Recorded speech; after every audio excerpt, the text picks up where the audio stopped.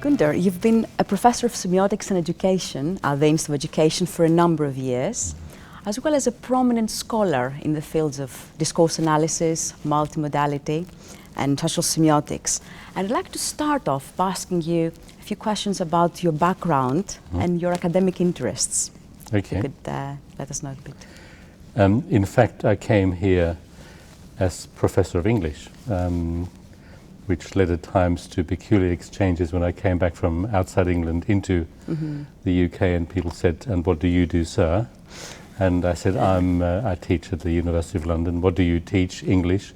And they looked at my passport, which said Australian, born in Germany. But and maybe that's quite important, that my background is of somebody who's learned one culture and one language and moved to another place and learned another language and another culture. And then I suppose that relation of language and culture became my professional interest in a particular way. Namely, not here's culture and here's language, but really that these things are ultimately and intricately connected, and then exploring what that connection is like. But at the same time, and that became a longer term interest of mine, going away from what had been a kind of a common sense in the West, namely that it's through language that we understand culture. Right. How did it all start with social semiotics and your engagement with that field? My first academic experience was as having a degree in English literature, then moving to an interest in linguistics, the study of language as a phenomenon, and then a dissatisfaction with maybe language or linguistics not giving you a full insight into what meaning was about.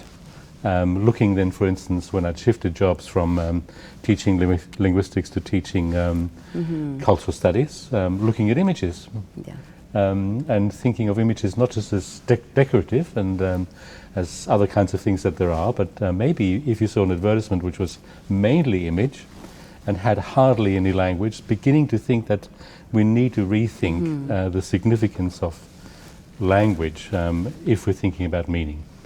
And then, of course, the discipline which deals with that is not linguistics, but semiotics, which says we're interested in all those things through which we make meaning or through which we engage with meaning or experience meaning. Right. And moving on to another field, the field of multimodality. Your name is mainly associated with the development of multimodality and its links to discourse analysis. So there's another interesting story there. How you move from your interest in language actually shifted to engaging with the diversity of modes. One of my teachers, in fact I did a degree, a postgraduate degree at University College, not all that far from here, and my teacher was Michael Halliday. And Michael Halliday had done his PhD on Chinese. Now Chinese is actually different to English in lots of ways, and most of the grammars that we deal with are written by Europeans in relation to European languages, but he read a grammar which was based on Chinese. And a distinctive thing about Chinese is that its script system is very different to its the spoken version. So for him, he treated speech and writing as quite distinct ways of making meaning. And that gave me the first kind of insight that we can't just sort of talk blandly about language as such, but we need to be specific. And so from that notion of being specific, then also, as I mentioned, this interest, once I became interested in media and advertising and cultural studies, this interest not only in writing and then in speaking as different kinds of things, but also in image as contributing to meaning, music as a means of making meaning, and so suddenly you realize that language is enormously important and only one way in which we make meaning. If you then begin to look at how we make meaning, for instance, at the moment I'm gesturing a bit, you say, well, what is the gesture supplying that my speech isn't supplying, or my facial expressions? And then you're beginning to say, language does a part of the work of making meaning, a gesture does another part, or image in a textbook or something, and then you begin to see that really you have a rich orchestration of meaning. So it's a kind of invitation to look for meaning elsewhere, beyond language, looking at the...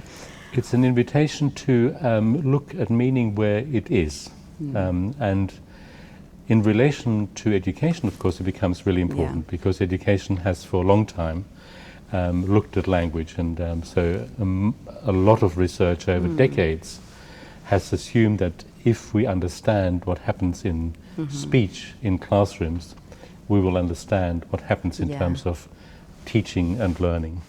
And that multimodality would say, well, that's a very, very partial impression. Gunter, you bring in diversity of resources from the fields of semiotics, linguistics, multimodality, discourse analysis. How have all this shaped your engagement with learning and education when you moved to the Institute of Education several years ago? Well, I came to the field of education quite late. I came here as Professor of English. But because I came as an outsider, I looked at English and I thought, well, actually, what is the subject English doing in the English national curriculum? It isn't only teaching young people something about the great works of literature, and it isn't only teaching them to construct sentences and maybe paragraphs and texts, but it's also, one hopes, enabling them to act fully in the communicational world that they will be entering. Your work places a lot of emphasis on the interests of the learners, on the agency of the learner, and on the concept of recognition, recognizing the learner's production, the learner's engagement with the world, which has a lot of implications for the development of pedagogies today. Absolutely. Would you like to talk a little bit about this and how this interest emerged, your interest My interest in that emerged, yes. Well, if you link it on the one hand to the fact that you might be in an MA class with 26 students or 20 students in 26 languages, it would be important to recognize the wealth of thinking, the wealth of experience, the wealth of different kinds of things which are brought in there, and to give recognition to it. Now, of course, if you teach something around language or literacy or writing, it's fantastically interesting to say to somebody who comes from mainland China and to talk about a script system which is totally unlike an alphabetic script system, and where the alphabet isn't a transcription of how the language is spoken, but is a completely separate, parallel kind of system that enriches the class. It enriches the experience of everybody in the class, but only if you give recognition to it. If you say, look, isn't that fantastic? Right, and these shifts of power you refer to are quite significant. And I was wondering whether this would characterize more particular parts of the Western world, maybe, especially in terms of education, and how one would perceive this coming from different cultures, whether different research practices, different education paradigms. And this encounter with the new, how would it be? And from your experience, how has it been for international students in particular? Well, Sophia, you yourself know that coming from Greece, the experience of a child in a Greek school is different, even now, to the experience of a child in a school in London. So even within Europe, there are massive differences. So I think we are a kind of laboratory in London, in which these things have to be kind of, globalization is experienced every day, in every classroom here at the Institute, and everybody who participates is part of an experiment in working that out. Over the year, you've worked with hundreds of students who've come here for postgraduate degrees, either an MA, an MPhil, or a PhD.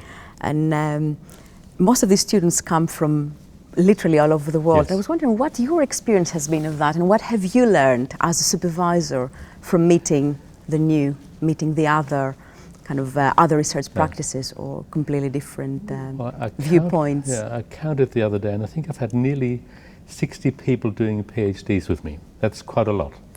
Indeed. I've learned some very simple things, which are really, really important, namely to listen very carefully. And because we've been in that relation, I think I know, differently to you, of course, as much about what you do as you know, a different kind of knowing.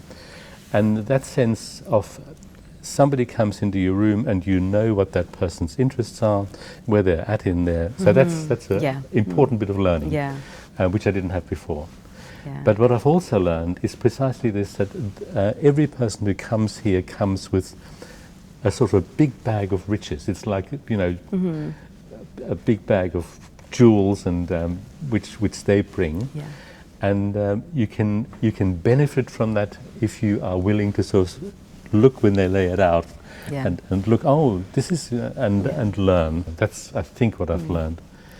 And also that everyone who comes here has as much to give as I could possibly give.